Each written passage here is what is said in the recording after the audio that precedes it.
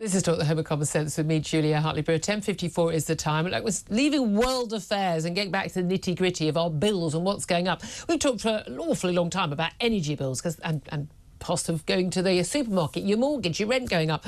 Water bills, though, seem to be something of an obsession of the BBC. But it looks like our water bills are going to be going up for the time foreseeing. And they're going to be rising for years to come to fix the sewage crisis because, the regulator hasn't been doing his job. Let's talk about this with Angela. She's former Chief Executive of Energy UK. She's a former Treasury Minister as well. Good morning to you, Angela.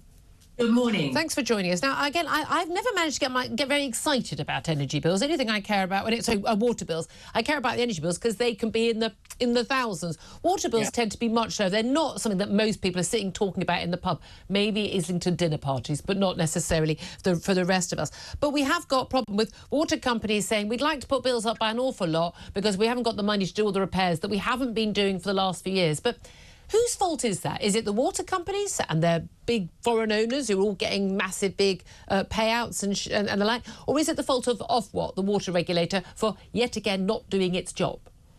Well, I think to a certain extent, Julia, everybody's got a bit of blame in here, frankly. It's quite easy to say it's one more than the other, but there are a few things that have sort of all come together. I mean, the first is that for about 10 years, the regulator has focused on keeping the bills down.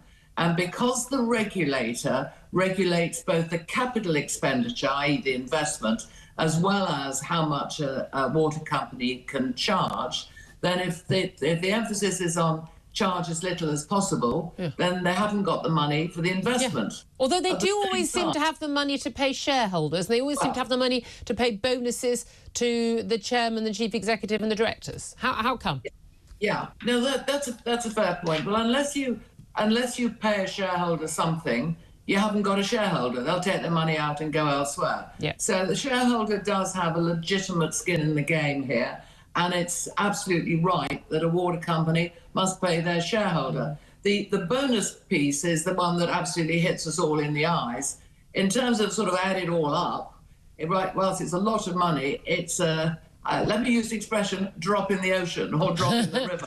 Drop in the reservoirs that we don't build. Whatever you may call. But everybody's taken a short-term view. That's the problem. But this is the thing.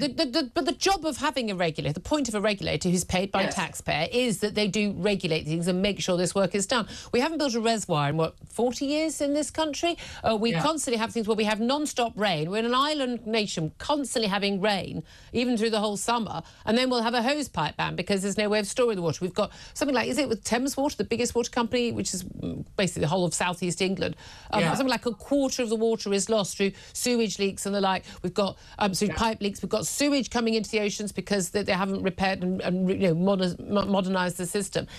I mean, who thought it was a good idea to keep the bills down but pay shareholders? Wouldn't it make more sense, if we're going to end up paying for this anyway, shouldn't they be in national ownership?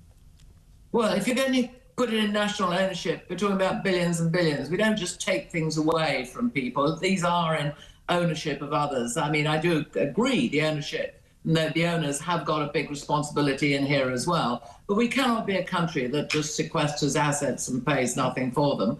And if you're going to spend billions, spend it on something that's more productive. The question about keeping down the bills, the whole pressure, there's a sort of public pressure about water. And whilst I agree with you, energy is right up there, much higher because of the price of the bill.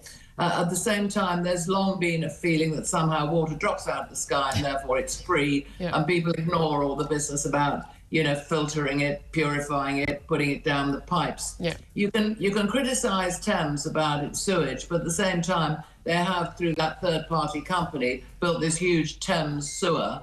I forget what it's called. I think it's called the Tideway, but I might be wrong. I think we'll cope without knowing the correct name. But they do the work. But again, that's their job. And we thought the regulator was supposed to do it. I think yet again we've got a regulator who simply does not actually do the job they're required to do.